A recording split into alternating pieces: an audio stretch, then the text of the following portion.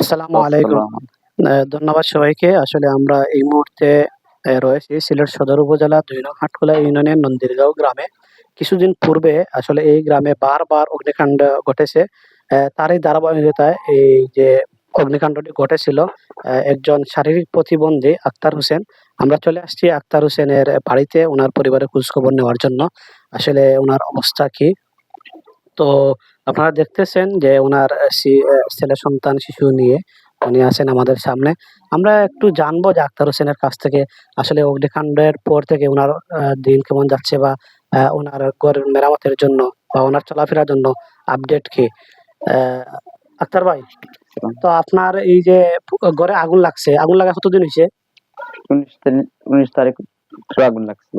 আচ্ছা, আগুন লাগায় আপনার ক্ষয়ক্ষতি কেমন হইছে?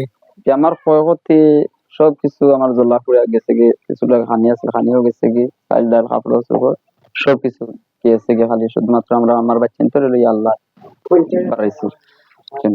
আচ্ছা, আর আমার ৪০০ ছাত্র ছিল, ৫,০০০ ভাত্তি। আমারও গেছে গে ৬০-৭০,০০০ টাকা জিনিস লইয়া।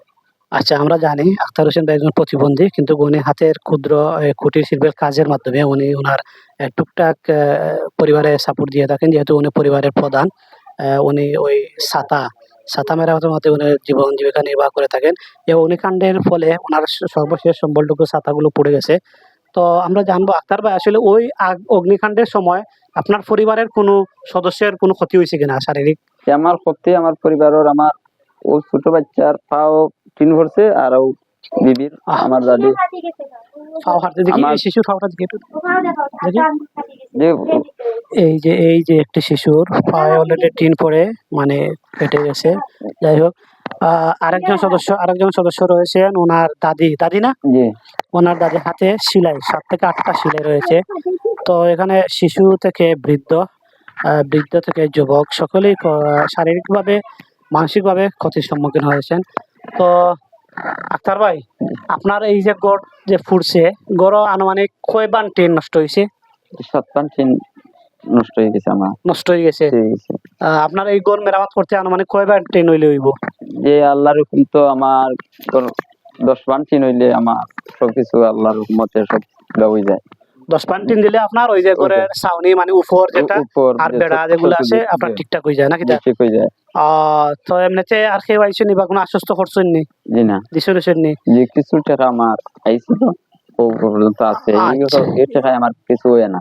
আচ্ছা, তো আমরা যাই হোক, যতটুক কারণ আর আমি চাইলাম কি আল্লাহর বাঁচাই আমি আরো লাগে টাকা আমার উপর আমাদের সমর্থন করতাম, আপনারা সবাই বুঝছি। আচ্ছা, তো যাই হোক, যদি ১০ বান টিন ৫,০০০ টাকা করে হয় তাহলে তো ৫০,০০০ টাকা না? তো একটা আনুমানিক একটা ফিগার আমরা ধরলাম, যদি ৫,০০০ টাকা করে হয় তাহলে ১০ বানে ৫০,০০০ টাকা হতে পারে, কিছু কম বেশ। তো আসলে আমরা যারা দেখছি বা পরবর্তীতে দেখবো এই ভিডিওগুলা, আসলে আক্তার ভাই সাথে আমরা সরাসরি যোগাযোগ করতে পারি বা আমরা আসতে পারি, এসে ওনার খোঁজখবর নিতে পারি। আর আমরা যারা সমাজে বিত্তবান রয়েছি ওনার পাশে দাঁড়াতে পারি, আর্থিক সহযোগিতা করে, পরামর্শ দিয়ে, বুদ্ধি পরামর্শ দিয়ে। তো আক্তার ভাই, এই ভিডিওতে তো আমরা অনেকে দেখবে। এইখানে আপনার কিছু বলার আছে কিনা? আমার বলা আছে অতটুকু সবে আমার সহযোগিতা করতাম, আমার বাচ্চা নিতে আর আমি থাকতাম ওরা ঘর ঠিক করতাম। আমি তো কোনো কাজ করতাম পারি না। ও কিছু আমারও কাজকর্ম করি কাজকর্ম সবগুলা জুড়ে গেছে। দান কিছু আছিল আমার আগুলা জুড়ে গেছে, কিন্তু তোমার বাচ্চা করে আমার ফালা খুব জোর করছে ঠিক করতাম তো আমি সবে আমারে আচ্ছা, যাই হোক, আমরা জানলাম আক্তার ভাই কিছু সর্বশেষ যে খাবার যেগুলা মজুদ রয়েছিল এই খাবারগুলো পুড়ে গেছে। তখন এই খাবারের সংকট, পাশাপাশি ঘর মেরামত, ঘরে থাকার মতন কোনো পরিবেশ বা অবস্থা নাই। তো আপনারা যারা দেখবেন আক্তার ভাইয়ের সাথে যোগাযোগ করতে পারেন বা আসতে পারেন, সরাসরি এসে কথা বলে ওনাকে সহযোগিতা করতে পারেন। ধন্যবাদ সবাইকে।